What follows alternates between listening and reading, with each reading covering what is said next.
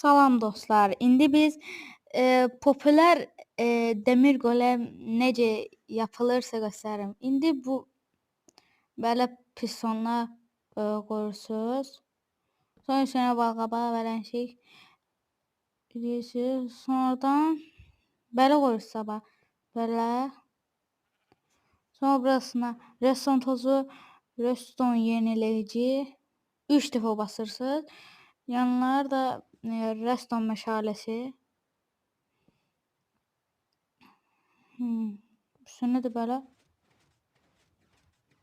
Hoppa. Oldu indi. Baxın böyle.